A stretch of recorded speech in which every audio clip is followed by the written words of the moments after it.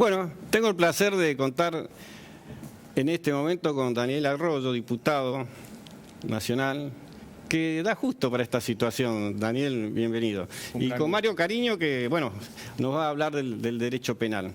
Pero te decía que bien justo que estés, porque hoy la sociedad en general, en un gran porcentaje, a pesar de la situación, de la inflación, sueldos bajos, bla, bla, bla, vos le preguntás y dice, bueno, vamos a darle un tiempo más a Milei, vamos a darle un tiempo más a Milei.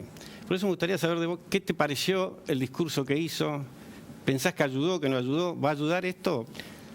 Pienso que ha tenido buenas y malas y que va a ayudar. Una positiva es convocar a un acuerdo con los gobernadores. Hasta acá venía muy tensa la relación con los gobiernos provinciales, todo el tiempo con conflictos. Está claro que hay un problema serio y que le faltan recursos a las provincias. Convocar a los gobernadores, discutir de qué manera se va a resolver el problema de la coparticipación. Entiendo que lo que le está diciendo a los gobernadores, ustedes primero aprueben la ley bases y después vamos al pacto de mayo, pero convocarlos me parece que ha sido algo positivo. También yo rescato del discurso lo que tiene que ver con el tema de transparencia, lucha contra la corrupción. Ha planteado un conjunto de medidas que a mí me parecen positivas. Lo complicado para mí es que el gobierno no le habla a la vida cotidiana, al laburante, al que se levanta a la mañana, al que hace changa, al pyme, al comerciante. En el tema educativo, por ejemplo, cuando incorpora los 10 puntos, no incorpora un pacto educativo, que es el punto central, pues la mitad de los jóvenes no terminan la escuela secundaria en Argentina. Tengo la sensación que es un gobierno como que gobierna con un solo ojo. Ve la necesidad de ampliar el mercado y eso está bien. Ve que hay un agotamiento del Estado, hay mucha gente cansada, agotada del Estado. La sociedad votó un cambio, pero no ve la vida cotidiana, lo duro que está con el pan a 2.000 pesos, con la leche a 800, con el kilo basado a 9.000 pesos. Me da esa impresión. Y que el discurso fue eso. Digo, más allá del estilo, que es un estilo medio violento de hablar, yo eso no le doy bolilla. Pero bueno, la convocatoria al diálogo, un problema que la vida cotidiana no la está reflejando y no la está viendo. Daniel, vos sabés que me sorprende, y sobre todo vos sos de la oposición, escuchar que el estilo de Milei no molesta. A mí me molesta, yo soy profesor universitario y siempre le digo a los alumnos que la violencia, el odio, lo único que hace es provocar trabas o divisiones a lo que vos querés lograr. No sirve para mucho. Y fíjate en el discurso, como dije en la editorial, gran parte se lo dedicó a criticar y además. ¿Cuándo vamos a conseguir los argentinos? Porque ahora se supone, y esto quiero saber porque vos lo debes saber mejor que yo, que va a haber un pacto con los gobernadores. Ahora, ese pacto incluye un poco el cese el fuego, de agredirse, que la gente esté tranquila, porque si vos preguntás a la gente en la calle, y si estás de un lado, sos un genio, y si estás del otro lado, te matan. Sí, yo me refiero al discurso en ese sentido. Para mí las extremas derechas hablan así. Bolsonaro todos los días se levantaba a la mañana y decía una locura tras otra, pero no hacía cualquier cosa, tenía políticas públicas. Fue difícil entenderlo, yo lo entendí permanentemente. Trump, cualquiera que haya seguido los 4 años de Trump, era todo el tiempo marcando temas en la agenda y peleándose con lo que pasaba cerca, al estilo de Milei, que un día se pelea con una cantante popular, otro día con un senador, con un diputado, con un gobernador. Meloni en Italia es similar, o Abascal, Vox en España. Yo creo que las extremas derechas tienen ese estilo. Mi impresión es que a mí no me gusta para nada eso. Eso confronta y genera tensión, pero que hay que ver debajo de eso qué hay y qué políticas públicas hay. Y ahí sí yo veo que hay dificultades. Mi impresión es que el acuerdo con los gobernadores va a funcionar si se resuelve el tema de la coparticipación, si se resuelve el tema del incentivo docente. El gobierno dejó de financiar el incentivo docente. La Argentina no puede tener 24 sistemas educativos, tiene que tener uno, con particularidades en cada región, pero no puede la nación correrse de salud, de educación. Si efectivamente en el nuevo acuerdo se revisa todo el tema del transporte. El conflicto en América Latina ha venido por el aumento del transporte. El problema de Bachelet o de Dilma Rousseff fueron porque aumentaron los colectivos o el subte. El problema en Chile luego fue del endeudamiento de la familia, y hoy las familias se endeudan al 500% de interés anual. Yo aprendí que las extremas derechas dicen cosas muy brutales, pero que hay que tratar de ver debajo qué están haciendo. Mi impresión es que es un gobierno que no le están funcionando las políticas públicas. Doy un ejemplo elemental. Hay problemas y faltan comida en los comedores. Ese es un dato objetivo, no es un debate, es un dato. Yo recorro permanentemente, pero cualquiera lo puede ver. Bueno, si el gobierno resolviera algunas cosas prácticas, más allá de lo que dice, podría quedar más claro. Mi impresión es que va a un acuerdo con los gobernadores y eso puede ser un paso adelante. Daniel, vos decís dirigente de extrema derecha del mundo, pero que tienen, si no mayoría, tiene gran cantidad de diputados, gobernadores, es decir, tienen dónde recostarse o apoyarse, si querés la palabra. En el caso de Milei no es así. ¿Vos creés que va a ser un pacto con el PRO o con alguna parte importante del peronismo? Yo creo que debería hacerlo. Y entiendo que lo va a intentar. Es un gobierno difícil de entenderle la racionalidad. Yo voté en contra de la ley bases y voté en contra en general y en particular. Pero había muchos que querían ayudarlo y que el gobierno, los que le quería ayudar, les decía coimeros, valijeros, idiotas útiles. Es difícil entenderle la racionalidad al gobierno. Lo lógico sería que haga un acuerdo general con el PRO y con algunos partidos provinciales, donde hay parte del peronismo, que genere una mayoría parlamentaria importante, al menos para arrancar discutiendo las leyes, y que construya un espacio político más amplio del que tiene, eso está claro. Incluso yo creo que le faltan algunas personas con capacidad de gestión en el gobierno. Todo eso lo podría sacar del PRO o de otros espacios políticos. Para mí eso sería lo razonable. ¿Cuál es la lógica del gobierno, en mi opinión? Ir a una recesión, un parate de la actividad económica, a una caída del empleo, a una caída del consumo, sobre el supuesto de que una vez que pasa eso, se estabilizan los precios. Es teoría, pero puede ser. Es probable que en un momento, si nadie consume, no aumenten los precios, pero eso es con 2/3 de la población afuera. O sea, yo tengo una mirada muy crítica de para dónde va el gobierno. Ahora entiendo que si hiciera un acuerdo más fuerte con el PRO y con otros partidos, yo no voy a estar de acuerdo, pero entiendo que tendría una mayor racionalidad. Creo que va a ir por ese lado de la racionalidad. O sea, vivir peleando con todos todo el tiempo, cuando uno solo tiene 37 diputados, ningún gobernador ni ningún intendente, parece poco razonable. Entiendo que en algún momento va a ir por la racionalidad, va a ser un gobierno con muchos problemas, va a llevar a Argentina para donde a mí no me gusta, pero por lo menos va a tener algún grado de racionalidad. Claro, porque es muy importante, muchas veces la gente se confunde. De hecho, te digo, alumnos universitarios me dicen, bueno, no, de última haremos una consulta popular a la que, pero no se puede gobernar haciendo consultas y consultas. Y tampoco se puede gobernar criticando severamente, como se criticó, por ejemplo, al gobernador de Chubut y demás, en las redes. A mí me cuesta creer que después vayan y acuerden. Yo entiendo que los gobernadores van a tratar de acordar, pero Daniel, la pregunta concreta es esta. ¿Van a acordar presionados o van a acordar peleando como se debe hacer en el Congreso, punto por punto? Yo creo que las dos. Primero que está muy presionado. El viernes se reúnen, ¿no es cierto? No, y la ley bases, en esencia, lo que planteaba, que no se aprobó, era un montón de nuevos recursos para el Estado Nacional. Las retenciones iban directo al Estado Nacional, rearmaba el sistema de fórmula jubilatoria, que eran más recursos para el Estado Nacional. El gobierno va a un proceso de desfederalización. A muchos recursos en el Estado Nacional, poco en las provincias y en los municipios. Yo creo que vamos a una municipalización de la crisis, que la crisis cae abajo y la persona va a reclamar a donde le queda cerca, que es el municipio. En ese esquema entiendo que muchos gobernadores, no estando de acuerdo con el gobierno, van a buscar algún tipo de acuerdo, porque necesitan más recursos. La eliminación de la cuarta categoría de ganancias, que se votó hará más o menos 5 meses, también le mejoró la situación a los trabajadores, porque dejaron de pagar ganancias, y eso es bueno, pero paralelamente le quitó recursos a las provincias. Yo creo que todo eso va a estar en la mesa de negociación. No creo que sea un gobierno que despierte interacción positiva, ni que nadie se sienta formando parte. De hecho, yo a sus mismos diputados veo que no tienen ni idea de qué es lo que se está pasando, pero sí creo que los gobernadores y los gobiernos provinciales necesitan recursos y que eso, si prima la racionalidad, va a tener un nuevo acuerdo. La Argentina necesita acuerdos razonables. La Argentina es un país, 24 provincias, 2.300 municipios. No puede todo concentrarse solo en el Ejecutivo, sea Milei o quien sea, ¿no? Eso que dijiste al pasar, te lo tomo, porque dijiste, su propia gente no sabe lo que está pasando. A veces me da la sensación que está muy encerrado y eso me preocupa. ¿Querés preguntar algo, Mario? Sí, Daniel, quería preguntarte, vos que estás en la Cámara de Diputados, ¿en qué situación está el actual DNU 70/2023 y de qué modo, si está vigente o no, le estaría afectando a la ciudadanía, al particular, a la familia, al pequeño empresario? O sea, contame un poquito si está en tratamiento, ya está la comisión formada. El DNU está vigente hoy. Se conformó la comisión bicameral que tiene que evaluarlo. Están viniendo los funcionarios del gobierno a la comisión bicameral. Sí. En algún momento va a venir a las cámaras, en el Senado se va a rechazar y yo creo que también en diputados. Yo voy a votar en contra del DNU, creo que claramente es inconstitucional. Está vigente, excepto el capítulo laboral, que planteaba cambios sobre todo en el tema del periodo de prueba, que era de 8 meses, y en las indemnizaciones, y el capítulo de las sociedades anónimas deportivas, y algunas personas lograron que la justicia tomara el tema de que no podían seguir pagando la la prepaga a lo que aumentaban, que es básicamente una desregulación total. ¿En qué impacta en la vida cotidiana? Hay varias cosas, pero hay dos que son muy fuertes. El Estado se retiró de la tasa de interés de la tarjeta de crédito. El que tiene problema para pagar la tarjeta de crédito, hoy la tasa de interés es la que quiere. Ah, mira, interesante. No existe ningún país del mundo que haga eso. Entonces, ¿cómo es el sistema? Alguien paga el mínimo con tarjeta y patea para adelante, 200% de interés anual. Después a la financiera de la esquina, a la vuelta, al que vende droga, que tiene billete y da crédito, a cualquier lado, hoy el crédito es a 500% de interés anual.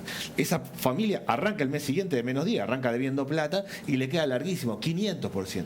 Yo hice un proyecto de ley que es el que debe hasta 200.000 pesos, o sea, que fuera del sistema bancario, que tomó crédito para la comida, para el guardapolvo de los hijos, para pagar el alquiler, no puede devolver más del doble.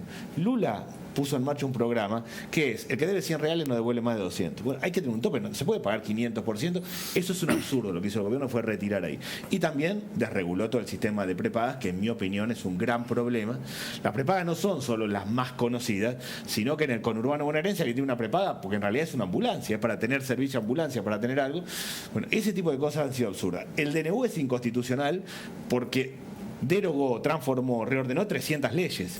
Si alguien por decreto de necesidad de urgencia puede hacer eso, mañana alguien puede decretar la propiedad comunitaria en un decreto. Tal cual. Una cosa es que haya una emergencia climática temporal en Bahía Blanca, que haya un decreto, o que se decrete la emergencia alimentaria. Yo le vengo pidiendo al gobierno, decrete la emergencia alimentaria para resolver el problema. Otra cosa es derogar 300 leyes. En concreto, está funcionando la comisión bicameral. Mi lectura es que cuando se vote, se va a votar en contra en el Senado y en la Cámara de Diputados, y lo razonable del gobierno sería que las partes del DNU la transforme en leyes y la envíe al Congreso y que se debata seriamente una reforma laboral o los temas que quieren trabajar. Perfecto. Sí, la reforma laboral sobre todo se tiene que tratar minuciosamente porque se necesita. Esto no hay duda que se necesita una reforma laboral para que los trabajadores tengan trabajo. ¿Qué te pareció el cierre de Telam, del INADI?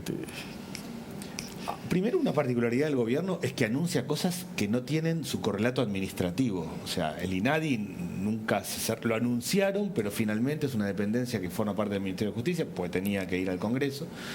Telam, ¿No se cerró entonces el INADI? El INADI no va a seguir como INADI, como instituto, pero su tarea va a seguir en el Ministerio de Justicia.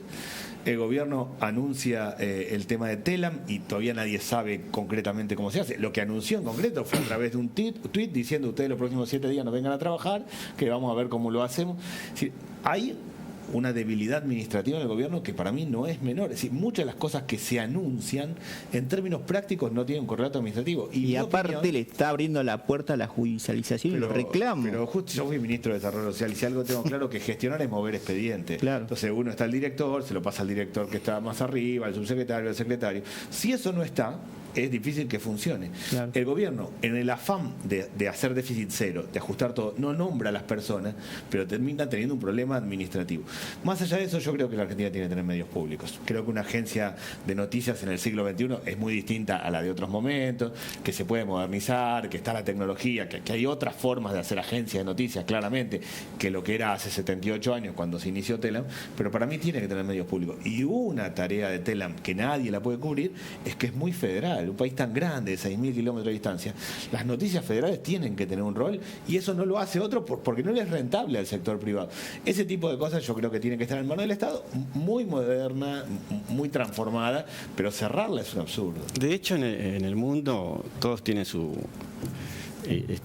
agencia de noticias oficial. Pero mi pregunta quizás es, porque vos lo conoces bien, la mayoría de los trabajadores, o un 70, un 80, un 60%, tienen planta permanente. O sea, no los pueden despedir. Ese gasto va a estar. Lo pueden poner en otro lugar, ese gasto va a estar. En el caso del INADI no lo conozco, pero en el de Telam había muchos periodistas de años que trabajan y me parece que se tendría que haber analizado en lugar de cerrarlo. Bueno, ¿qué piensan los diputados de esto? Yo creo que está mal, pero primero creo que el gobierno tiene una lógica al revés. Anuncia primero y después ve cómo se operativiza. O sea, anuncia, dice. Yo creo que la obsesión del gobierno es manejar la agenda pública, instalar temas todos los días. Entonces un día sale y dice, cerramos Telam.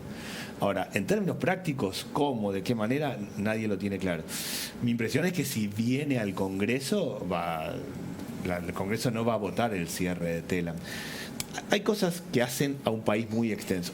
Aerolíneas, para dar un ejemplo. El gobierno en la ley base había mandado 41 empresas que se podían privatizar, entre las cuales estaba Aerolíneas.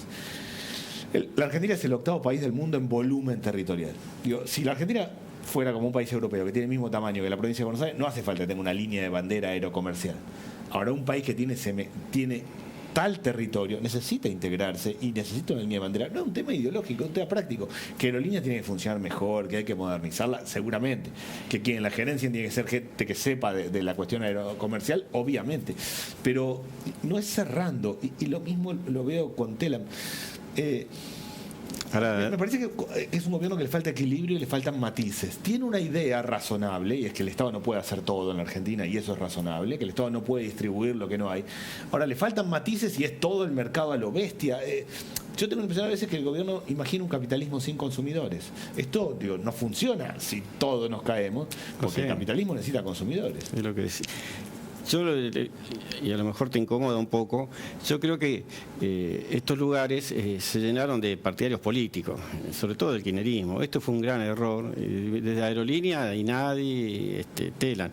Quizás eso se tendría que haber visto la gente que no trabajaba, los ñoquis, bueno, sacarlos, lamentablemente, pero también hay que pensar esa gente dónde va, pero sacarlos, pero cerrarlos, en el caso de Telam, como no estoy muy de acuerdo. No, pero coincido yo además que hay muchas hacer una revisación integral, no, eso está caso claro, por caso. Tiene que tener, pero no es solo un problema de ñoquis o de militancia, sino también de tecnología. Hoy seguramente la tecnología permite trabajar de otra manera las cosas, yo eso lo comprendo y creo que hay que hacerlo, pero el gobierno, la verdad, y para mí es una lástima, el presidente es anarcocapitalista, de verdad, no cree en el Estado, en serio no cree en el Estado. Lo que dijo sin lugar a duda, cuando vino al Congreso es: no hay manera de que el Estado funcione de manera eficiente, no lo intenten, no hay manera. Eso es un error. El Estado tiene mecanismos de regulación y tiene que estar en algo. El sistema educativo, el Estado no tiene nada que ver en el sistema educativo, absurdo.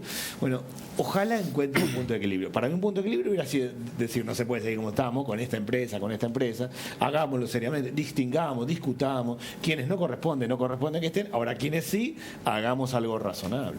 Ahora la gente que nos está mirando va a decir, bueno, Daniel habla de esto y no escucha una autocrítica de Massa, del Frente Renovador. Hay una autocrítica, se están reorganizando, porque parte de este problema que tenemos, no solamente del Frente Renovador, sino bueno, el gobierno de Fernández, etcétera, el gobierno también alguna parte del gobierno de Macri, nos llevaron a esta situación. Milei la hereda, esto no hay duda. Está buscando una solución que por ahí muchos no estamos de acuerdo, pero ¿hay una autocrítica del Frente Renovador? Yo hago mucha autocrítica. Primero, nosotros llegamos a esta situación porque la sociedad se cansó del peronismo y se cansó de lo que estaba. La sociedad estuvo dispuesta a votar algo que nadie entendía para dónde iba, con tal de no seguir como estaba. Eso habla del problema serio. El peronismo tiene que repensarse por completo. No, el peronismo de los 50, la industria pesada, no existe más. El peronismo de los 70 tampoco, es otra realidad. Es otro mundo, con 40% de informalidad laboral, con la mitad de los jóvenes no terminan la escuela secundaria, con nuevas tecnologías, es otro mundo. El peronismo tiene que construir otro paradigma, que no es repartir lo que no hay. No puede el Estado meterse en todo. La gente realmente está agotada, pero tampoco puede ser el mercado de lo bestia. Para mí, hoy no tiene líderes naturales el peronismo, y si construimos nuevas ideas, y ojalá lo hagamos, van a surgir nuevos liderazgos. Pero hoy la sociedad está muy enojada con el peronismo, está muy enojada con no haber cumplido los objetivos. O sea, Alberto Fernández fue presidente y básicamente, si ustedes recordarán en la campaña, era para llenar la heladera, para mejorar la situación económica, en esencia. Vino la pandemia, fue muy complejo, yo fui el ministro de la pandemia y sé lo durísimo que fue eso en términos prácticos, y a mí me tocó sostener la paz social cuando estaba toda la actividad económica cerrada, y sé lo que pasó en otros países de América Latina y cómo lo logramos. Ahora, luego, la demanda de la sociedad fue: paremos con la inflación, generemos condiciones, mejoremos los ingresos. No pasó. Y por eso hay una sociedad que sigue muy enojada. Gran parte de la legitimidad de este gobierno es que mucha gente dice: no podíamos seguir como estábamos, no queremos volver atrás. Eso tiene una autocrítica fuerte del peronismo. Ahora hay que construir otras ideas. Yo creo que lo que viene posterior a Milei, lo que venga en el futuro a Milei, no va a ser para atrás, no va a ser ni kirchnerismo ni macrismo, va a ser algo nuevo, diferente, y ojalá sepamos construir las ideas y escuchar y ver a la sociedad que es otra distinta. La última pregunta: ¿kirchnerismo es igual que peronismo? Porque dijiste no va a haber kirchnerismo, no va a haber macrismo. No, a ver, no, el peronismo en esencia es desarrollo industrial, es capital y trabajo. Ese es el concepto, que en el siglo XXI es un mundo de servicio distinto a lo de los 50. El kirchnerismo ha sido más rentista, ha sido más de distribución, ha tenido una parte buena que tenía que ver con los derechos, pero no hay una asociación entre cuánto valor generamos y cuánto distribuimos. La sociedad se cansó de eso. El peronismo tiene que tener una mirada distinta en términos de cómo se desarrolla la economía y la producción en los próximos años. Entendí, hoy el mundo está totalmente globalizado. Hoy un pibe acá a la vuelta está sentado en su casa trabajando para el mundo y cobrando en dólares. Esa realidad implica repensar el esquema. Yo creo que el peronismo no es lo mismo que el kirchnerismo, que el peronismo tiene que ir al siglo XXI, y si va, la sociedad lo va a acompañar. Y si no, será un ciclo que se vaya terminando y buscará otras alternativas.